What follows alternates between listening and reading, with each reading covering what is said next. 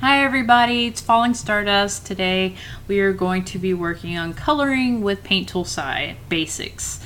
Nothing too detailed or in-depth, just some quick tips and tricks for people who are just getting started using SAI and need that little extra push in order to not be frustrated with the tools not working like they want them to.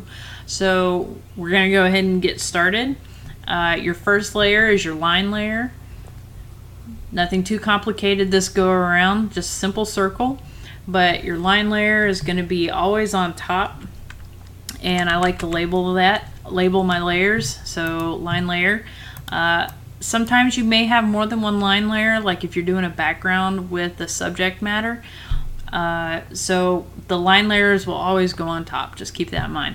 So what you want to do is after you have your line layer, do that again. You make a new layer and you drag it underneath. All of your color layers are going to go underneath. Now, I like to make a color. Every color that I use has its own layer, and I will maybe go into depth for that in a little bit, but we'll start with basics. So, what you want to do on your colored layer is when you pick your bucket tool, underneath you're going to have some options. You see detection mode. I've got it on transparency strict. Target, that is the key to what you want to do when you're coloring, because if you choose working layer, it's going to color the whole layer. All image, however, takes into account every layer that you've currently got active that has something on it. So say right now I want to color the inside of the circle. It just colors the inside of the circle. The line layer, if it's got spots where it couldn't go into, you have to go and touch up. But otherwise, it pretty much goes right up against the line. You don't have anything to try to make up for. Now, under this, you can choose a new color. And since my paint bucket is choose all image, it just colors on the outside. And you can even see when I take away that layer, it just does where there was nothing else to color. And it makes coloring so much easier, because then what you can do is this layer here, since it's its own color, it's pure. You don't touch it.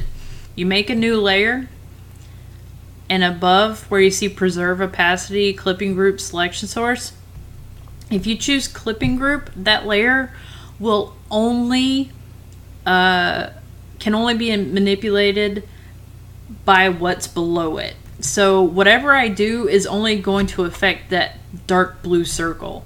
So what I normally like to do is I'll do my multiply layer, and then my airbrush, and my airbrush opacity density is at 27-ish, but then stabilizer is way too high.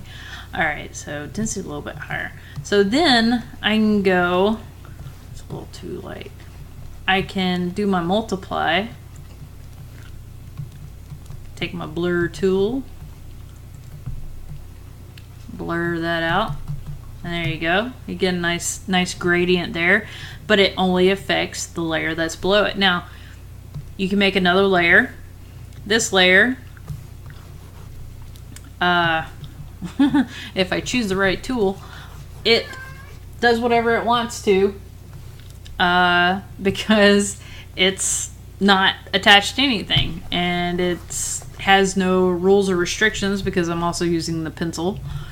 But if I were to make another layer into a paint bucket, it would also take into account, it wouldn't work with the all image selection because you've already got layers that are colored. So what I'll also do is do a new layer, hit clipping group. That one will also only affect the blue one on below it. Do this one luminosity. Not overlay, luminosity. There we go. And then it gives you your highlight. And it only affects the layer below it that it's clipped to. Now, same thing with this one. Hit clipping group, choose, we'll say overlay. Pick a weird color. Why screen? I said overlay. Okay. And there it goes. And it only affects that layer. Now, the other thing you can do is with a color layers, you can hit preserve opacity and select the color and select the darker color, and you could do your shading that way, shading and your highlight that way. But the only problem with that is that then muddies your color. So if you have to go back and make adjustments, it's a little bit more difficult because you've got the gradient on there. And whereas with the clipping group, it allows you to manipulate it without having to mess up your pure color there. Makes editing way easier if you're, if you save your SAI file and you have to go back and change a color. It's like, oh, I don't want blue eyes. I wanted it to have green eyes. You hit preserve opacity, and generally want to use pencil because it has the evenness to it. And there you go, you've got a green circle. And then you can bring those clipping layers back, and even though they're blue, they still do the same effect. But that's pretty much it.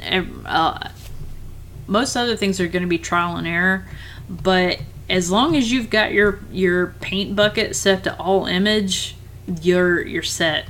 And keep your line layer above your other layers, and you're good to go. Shouldn't have any issues, and it's so quick and so easy, and it's so much more fun than Photoshop for me. That is.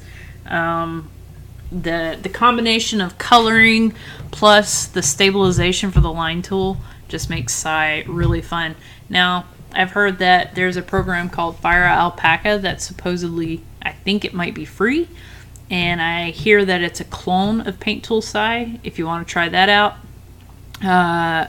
Also in beta, I think, or alpha, is SAI 2, where they are implementing text and gradients, I think, which is nice but not necessary. Most people run multiple programs. Like myself, I have Clip Studio, Photoshop, and Paint Tool SAI, but it never hurts. You never know, you might find one that you like the controls better over one than the other. So that concludes this. If you have any questions or comments, or if you'd like me to go over something else, or have another question involving SAI, I'd be more than happy to help you out. You can contact me at fallingstardusk on Twitter, or fallingstardusk@gmail.com. Those links will be in the description. But you're more than welcome to tag me, tweet me, ask me anything, and I can either do a new video, an image, or just type it out the old-fashioned way. So thank you guys for listening, and I will see you later.